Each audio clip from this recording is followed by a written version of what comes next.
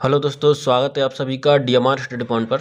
और आज के इस वीडियो में हम वर्ग 3 के लिए गणित के बेहद महत्वपूर्ण प्रश्न करने वाले हैं। ठीक है। और अगर आपको किसी भी प्रश्न में कोई प्रॉब्लम आती है तो आप कमेंट बॉक्स में बता सकते हैं, या फिर आप घर पर भी तैयारी कर रहे हैं तो आपको किसी भी प्रश्न में कोई प्रॉब्लम आती है तो आप उसको कमेंट बॉक्स में डाल सकते हैं, जिसको हम अगले वीडियो में शामिल करने की पूरी कोशिश करेंगे। ठीक है, तो चलिए फिर स्टार्ट करते हैं। देखिए, पहला प्रश्न लिखा है, एक घोड़ा घास के मैदान में 14 मीटर लंबी रस्सी से बंधा है, वह मैदान की कितनी घास चर लेगा।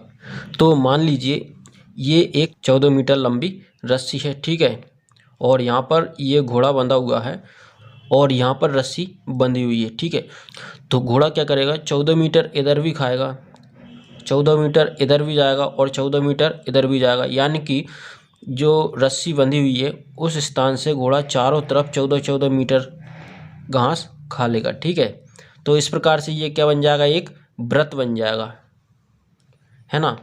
तो अगर हम इस वृत्त का क्षेत्रफल पता कर लेते हैं तो हमें पता चल जाएगा कि जो घोड़ा है वो कितनी घास खा लेगा। ठीक है, तो चलिए फिर वृत्त का क्षेत्रफल जो होता है वो है क्या, पाई आर स्क्वायर। ये वृत्त के क्षेत्रफल का सूत्र होता है, इसे आप ध्यान रखिएगा।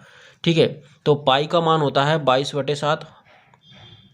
इसको आपको ध्यान रखना है, पाई का मान कितना होता है, 22/7। पाई बराबर 22/7, ये आपको ध्यान रखना है। और आर की वैल्यू हमें दी है 14, है ना। तो 14 हम यहाँ पर रख देते हैं, 14 का वर्ग, यानी कि 14 का 2 बार हम इसमें गुणा करेंगे। ठीक है, 7 से काट देते हैं, 7 कम 7, 7 दूनी 14। और यहाँ से देखिए 22 गुणित 14 गुणित 2, और इनका गुणा करने के बाद आ जाएगा आपका 616। ठीक है, तो 616 मीटर स्क्वायर। तो घोड़ा जो है कितने मैदान की घास चल लेगा, 616 मीटर स्क्वायर। ठीक है, ध्यान रखिएगा। चलिए अगला प्रश्न देखते हैं, y का मान ज्ञात कीजिए यदि संख्या, ये संख्या दी है 9 से विभाज्य हो। ठीक है, तो हमें y का मान पता करना है। तो कोई भी संख्या जो है 9 से तभी विभाज्य होगी जब उसके सभी अंकों का योग भी 9 से विभाज्य हो, यानी कि ये वाली जो संख्या है इसके सभी अंकों का योग 9 से विभाज्य होना चाहिए। तो यहाँ पर देखिए 4, 1, 7, y और 8, इन सभी का टोटल कितने से विभाज्य होना चाहिए, 9 से, तभी ये पूरी संख्या भी 9 से विभाज्य हो जाएगी। तो इनको हम जोड़ लेते हैं, 4 और 1 5 और 7 12 और 8 20। तो कितना हो जाएगा, 20 प्लस y बटे 9। अब हमारे पास जो ऑप्शन दिए हैं, देखिए ऑप्शन है 6, 3, 7, 9, इनको हम रख के देख लेते हैं यहाँ पर। तो पहले हम y की जगह पे 6 रखते हैं तो कितना हो जाएगा, 26। 26 9 से विभाज्य क्या, नहीं है। 3 रखते हैं 23, तो 23 9 से विभाज्य नहीं है। 7 रखते हैं तो हो जाएगा 20 और 7 27, तो 27 9 से विभाज्य है, बिल्कुल है, 9 तिया 27। तो इस प्रकार से यहाँ पर जो y का मान है वो कितना हो जाएगा, 7। ठीक है, चलिए अगला प्रश्न देखते हैं। देखिए लिखा है, यदि किसी पहिए की त्रिज्या 35/44 मीटर है तो वह एक चक्कर में कितनी दूरी चलेगा। तो पहिया जो है अपनी परिधि के बराबर ही दूरी चलेगा। जैसे मान लीजिए ये एक पहिया है, ठीक है, तो ये एक पहिया जो है वृत्त के आकार का है ना। तो वृत्त की परिधि का सूत्र क्या होता है, 2πr। ठीक है, तो वृत्त की परिधि का सूत्र क्या होता है, 2πr। आपको इसको ध्यान रखना है। और इसमें हमें r का मान दिया है 35/44, और पाई की वैल्यू अभी हमने बताई थी 22/7 होती, तो इसमें हम वैल्यू रख लेते हैं।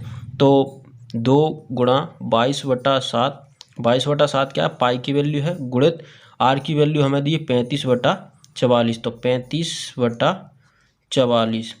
7 से कट जाएगा, 7 एकम 7, 7 पन 35।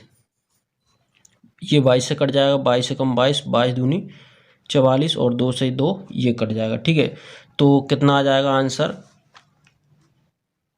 5। तो जो पहिया जो है एक चक्कर में कितनी दूरी चलेगा, 5 मीटर। ठीक है, ऑप्शन नंबर सी। अगला प्रश्न है, एक सरल रेखा पर स्थित बिंदुओं की संख्या होती है। तो मान लीजिए ये कोई सरल रेखा है, ठीक है।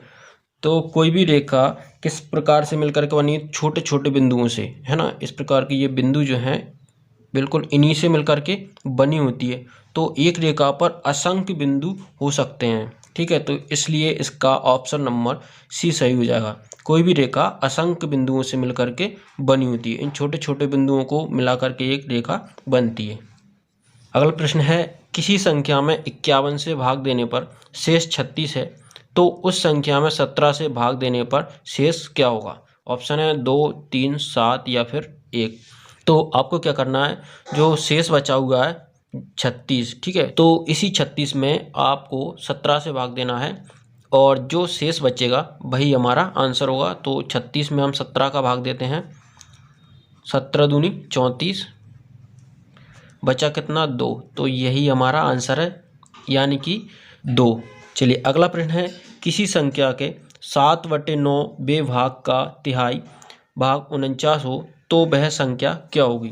तो हमें कोई संख्या तो दी नहीं है, हम मान लेते हैं कि संख्या x है, तो x का 7/9 भाग, है ना। तो x का 7/9 भाग कितना हो जाएगा, 7x/9, है ना। और आगे क्या लिखा है, 7/9 भाग का तिहाई, ठीक है। तो तिहाई का मतलब हम क्या करेंगे, इसमें 1/3 का गुणा करेंगे। भाग कितना है 49, तो बराबर में कितना आ जाएगा 49, ठीक है। तो यहाँ से हम क्या करते हैं, 7x का गुणा 1 में करेंगे तो 7x हो जाएगा, बटा 9 तिया 27 बराबर 49। अब इसका हम कैंची गुणा कर लेते हैं, यानी कि 1 का 7x में और 27 का 49 में। तो 1 का 7x में करेंगे तो 7x बराबर 27 गुणित 49, ठीक है। तो x यहीं रह जाएगा, बराबर 27 गुणित 49, बटा में ये 7 आ जाएगा यहाँ पर, तो 7 से काट दीजिए, 7 कम 7, 7 सतैया 49। तो x बराबर 27 का जब 7 में हम गुणा करते हैं तो आ जाएगा 189। तो ऑप्शन नंबर 1 सही हो जाएगा, ठीक है। अगला प्रश्न है, 90 किलोमीटर प्रति घंटा को मीटर प्रति मिनट में बदलिए। तो देखिए 1 किलोमीटर बराबर कितना होता है, 1 किलोमीटर बराबर होता है 1000 मीटर, और 1 घंटा बराबर होता है 60 मिनट, ठीक है। तो यहाँ से देखिए 90 किलोमीटर प्रति घंटा बराबर, इसको हमें मीटर प्रति मिनट में बदलना है। तो क्या करेंगे, 90 गुणित 1000 का गुणा क्यों किया हमने, क्योंकि हम इसको मीटर में बदल रहे हैं। तो 1 किलोमीटर में होता है 1000 मीटर बटे 60, क्योंकि 1 घंटे में 60 मिनट होते हैं, ठीक है। तो 0 से 0 ये कट जाएगा और 3 से ये कट जाएगा, 3 तिया 9, 3 दूनी 6, 2 से कट जाएगा 500 बार, ठीक है। तो 3 का और 5 का हम गुणा करेंगे, 3 5 15 और 2 0, तो 1500 मीटर प्रति मिनट, यही हमारा आंसर हो जाएगा।